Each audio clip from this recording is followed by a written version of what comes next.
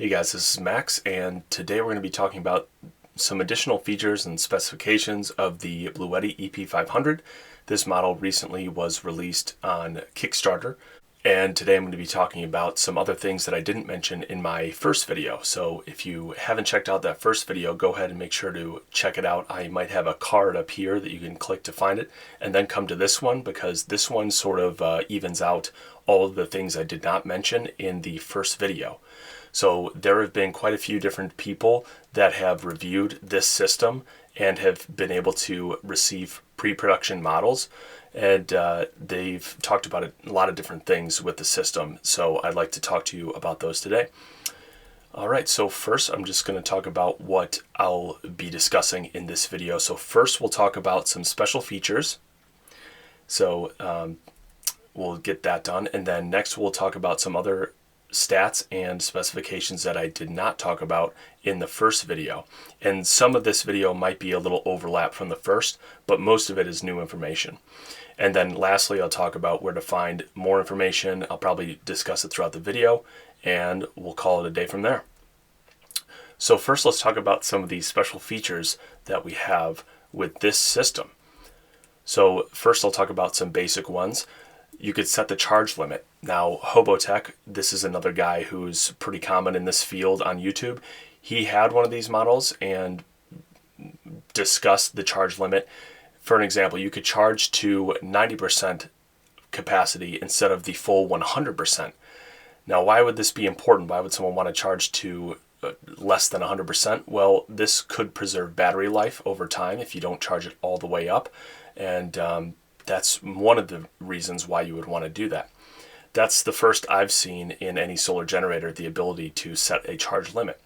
Now next we have lockable wheels. I put a question mark here because no one in any of the videos or blogs that I've seen have mentioned anything about this, but you could see in this picture that these wheels seem to be lockable because there's this little lever here, and I'm pretty sure you could see that.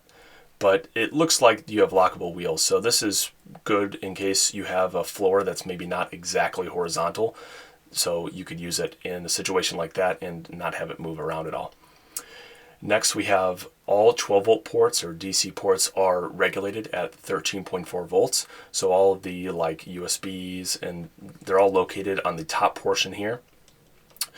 They're all regulated, so that's a nice added touch. They didn't have to do that, but that's really nice to see, and it's sort of a premium feature, but it's sort of expected with a system that's this expensive and powerful. Next year, we'll talk about the UPS, or uninterruptible power supply.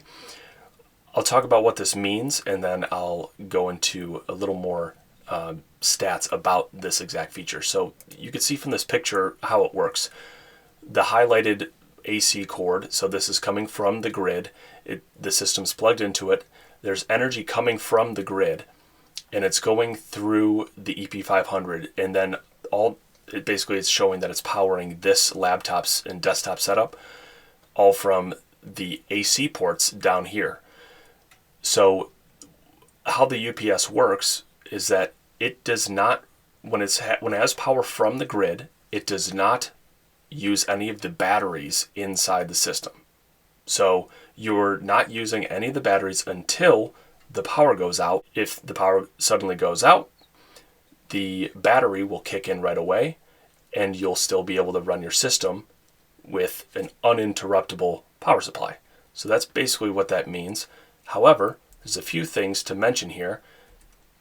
This is from the pre-production model. There were two YouTubers that reviewed this system very in depth, and both of them had this similar issue.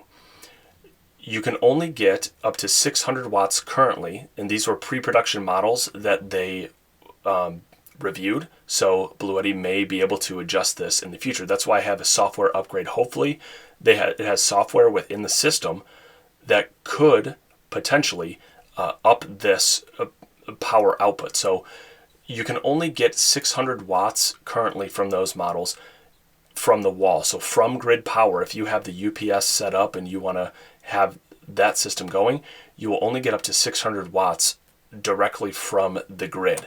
The rest, if you're running maybe a space heater that takes up a big chunk of that and exceeds that 600 watts in addition to other electronics, it will then use the battery as well as the grid. So that is something that's not 100% ideal, because you don't want to use any of the batteries when you're using this UPS system. So hopefully that improves, but that is something to look out for. It's still an amazing feature to have, but that's an important little tidbit to understand in case you were to get the system. And basically here I just have what I explained. You get the power from the grid comes from the AC connector, bypasses the battery, and then you could use the ports on the EP500, and then once the power goes out, then the batteries kick in. Just reiterating what I said earlier. Now, split phase bonding. I talked about this in the first video, but I have one other piece of information to share. So in the first video I mentioned how it all works, but the Bluetti Fusion box here, split phase bonding is used to connect two systems together, and that will allow you to connect to a 220 volt Fusion box, and that 220 volt is up here, and the AC ports 120 volts are here. So 220 volt will allow you to run large appliances in your house. That's really key. If the power goes out, you'll still be able to have a lot of appliances, maybe even all of your house, to be able to be powered with two of these systems connected together. However, there is one caveat. You cannot split phase one standard EP500 and the more advanced Pro version together. You can only have either two EP500s or two Pro models connected together to have this whole system connected. So that's really important to note. You don't want to spend however much, like $3 or $4 grand on one of these and $8 grand on two of these, and then have it not work. So that's definitely very important to keep in mind. Now next here, this is very cool. We have the Bluetti mobile app. Now, a few things here. It's on the App Store and Google Play. I believe one of the reviewers that I mentioned, or that I got my information from, he said that it's not available on the App Store currently. Now, depending on the time you see this video, it will probably be available in the App Store for iPhone users and tablet users. But I'm sure, though, they will have an update, so you'll be able to use it with your iPhone, of course. And in addition, the mobile app allows the internal system of the EP500 to get updates over time. So if there's something that pops up that could be improved, they can update it remotely from the app. And as long as you update the firmware, then the internal processors will be able to make those adjustments. That's really cool. And I'm very excited to see where this generator will end up in the future, and how all this technology will be able to be more integrated into not only this system, but future systems. It's going to be really cool. And that's the app. So some other internals here. So I'll share a picture that I got from the Kickstarter Bluetti EP500 page. I'll also link that in the description. I'm not affiliated with any of that, but we have three things. TI processor, so Texas Instruments, really great company in that field. We have the battery management system, and then something called BCST. I didn't know about this until recently, but it's current self-test. It's very basic, but this is the image from the Kickstarter page. And first we'll talk about the dual-core processor from Texas Instruments.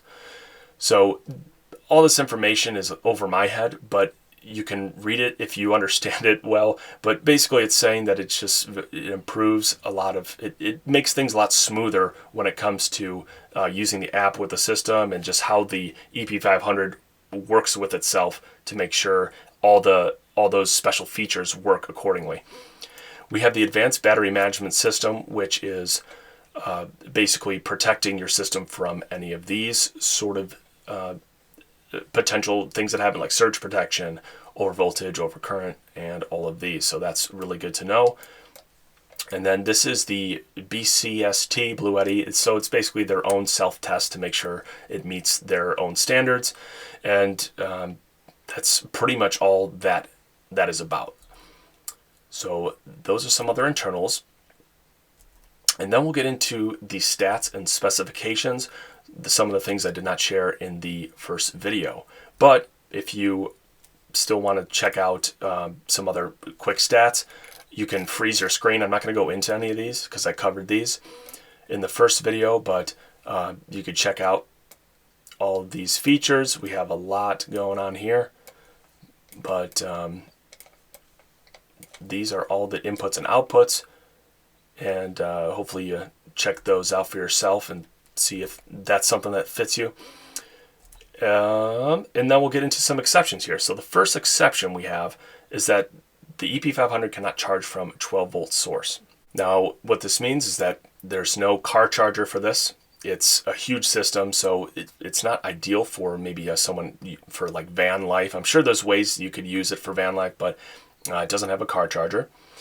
And the next thing here we have, this has to do with solar inputs, specifically with the EP500, the standard version. This was from the Hobotech video. I highly recommend checking that one out because it's like 45 minutes long, goes over a lot more. But the standard model only charges from 55 to 145 volts. Now that last number is not bad, but the 55 volts is something to make sure you know.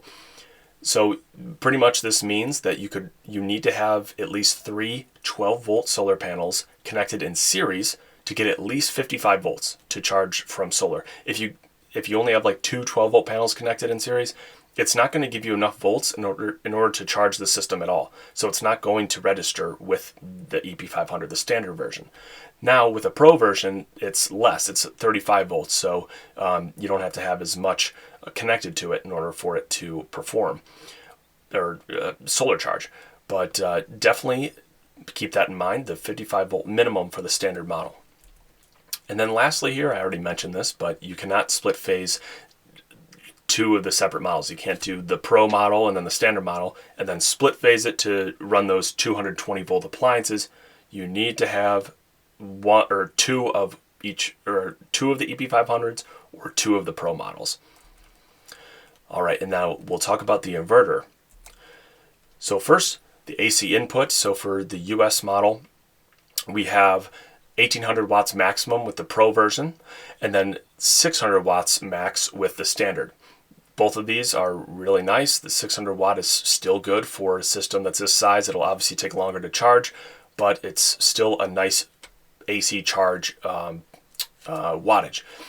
And then obviously with other countries, so if you're from Japan or anywhere in Europe, this will definitely be different. And here we have a couple screenshots from the Kickstarter page regarding this. So on the left, we have the EP500 Pro. Now, this depends on how many amps you're getting from your grid source. So it has a 3000 watt max. This is if you have like a 25 amp, 120 volt grid that you're getting your power from. So it definitely depends on the wall outlet you're using. But that's for the Pro model. 1800 watts max is probably what you're going to get with this for the Pro, and then the standard is, as I mentioned, 600 watts. And then these, the UK, European, I believe that's Australian market, you will have different numbers here. Now we also have, if you have 2 AC chargers, you need to get a separate connector for that AC, for the second AC charger, but you can do that. And so this definitely ups the ante here from what you can get with the standard and the Pro version. Now this is great because you could charge fast from the wall, but something to consider, this system has 6,000 charge cycles to 80% capacity. But if you constantly do like a double, you have 2 AC wall chargers and you charge it like 1100 watts with the standard version, or you go crazy and you charge it super fast, that's going to eventually degrade the longevity of those 6,000 life cycles, and you're probably not going to get as many as the 6,000, just because it takes a lot of heat in order to charge this system so fast. So it's sort of a give and take. If you want to charge it very fast, I wouldn't recommend doing it often with 2 AC wall chargers. Now next we have the efficiency of the battery. This is also from the Hobotech review video. He tested the battery. Now he tested it once from the DC ports and then once from the AC ports.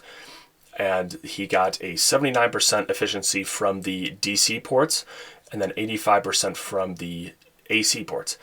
That's pretty good. I believe that's either average or it's a little above average. The other video, which I'll link below, not the Hobotech one, but this other guy, I forget his name, he also did a test, and I believe he got 85% efficiency, and he said it was average, but then the Hobotech reviewed it, and he said it was pretty good. So, I mean, regardless, it's at least average, and that's good. And then considering how many charge cycles this thing has, it's going to work out fine, even if it's average for the efficiency. Now, the inverter, the efficiency is similar to the AC200 and AC200P version. These are the smaller solar generators from Bluetti, but the inverter power is also the exact same as the EP500 standard model. So both of these AC200 models, they had 2,000 watts continuous, 4,800 watts surge power. These or the EP500 standard is the same, but the Pro model has more power. And my original video talks more in depth on that. So we have what it comes with. So this is based off of the Kickstarter release. Now this could change depending on when you see this video. Bluetti might have this on their website for their own, and they're selling it from their own site. Maybe the accessories and things like that will change, but currently the base model that you get from Kickstarter, this is what you get. Obviously you get the system, you get an AC charging cable, there's no brick attached to it. Now that just means it charges straight from the grid, it doesn't need any additional equipment for that. Now it has a solar charging cable, these are MC4s connected, so you could charge it from solar, and then warranty and the user manual, pretty basic stuff there. And then on Kickstarter, there's other packages available. You can get like solar panels in addition to the generator, so you can check that out for yourself if you're interested. I'll talk briefly about the solar panels that they are promoting on the Kickstarter campaign. These are the SP200 watt panels from Bluetti. I believe they have a smaller version. I think it's 120 watts, but the 200 watts are the ones they're showing. Here are the basic specifications: 14.3 pounds per panel. They're foldable, which is really cool. I think it folds like 2 or 3 times over. We have the easy carry handle for each one, and then the kickstands are a very important feature because you want to angle them towards the sun on the ground. And they also have little grommets here, or what these little circles are called, so you can attach these to basically anything as long as you have like zip ties. So that's really cool. That's a nice feature to have that often gets overlooked because it's just, not a lot of people pay attention to that. So those are the panels. And then let's talk pricing and some other additional things that I haven't discussed yet. So first off, on Kickstarter, by the time you see this video, this first price might be gone. But earlier this morning when I checked, there was one available at $27.99.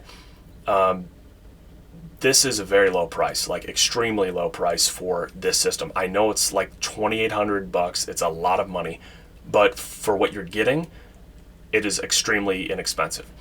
I did not buy any models of the EP500 at all, but I was tempted, even though it's so expensive, but I didn't really need it, so I didn't get it. And then the $3,799 is for the Pro model. Definitely going to be more money when it retails, if Bluetti decides to retail it on their own website, for about $4,000 for the standard, and then I'm guessing $5,000 for the Pro version.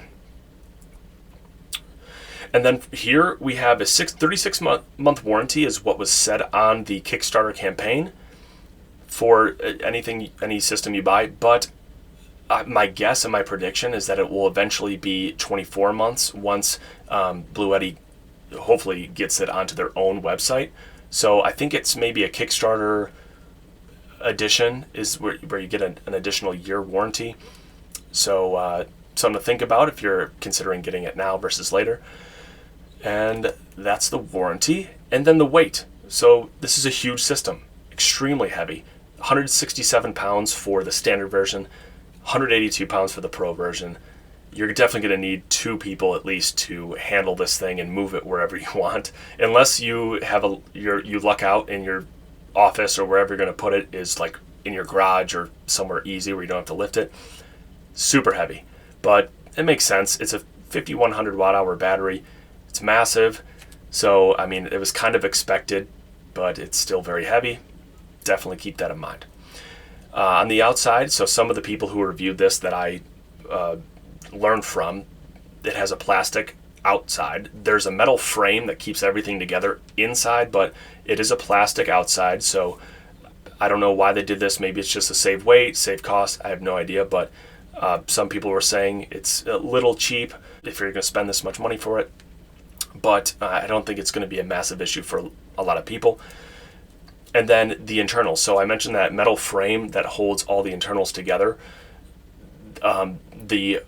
I forget the guy's name, but I'm linking his video in the description. He was talking about the internals, and he unscrewed the outside of this so you get to see all the internals, and he went over the wires, the different connections. He basically talked about all the different internals, and overall he said this system's very well connected, and he talked about like silicon and how that's used, and that's supposed to help with connecting everything together. So if you're interested in learning about the internals, check that video out. But overall, he said the internals were great, and that's really nice to hear. It's just reassuring for the amount of money that people are paying for this. And that's all I have for you guys. Thanks for watching. I really appreciate it. Going to come out with more videos soon. I took a quick hiatus for a little bit, but I'm back. And if you haven't already, check out my first video on this that goes into more specifics of the inverter, the charging, all that in the ports. And other than that, hope you guys have a good one, and I'll see you in the next video.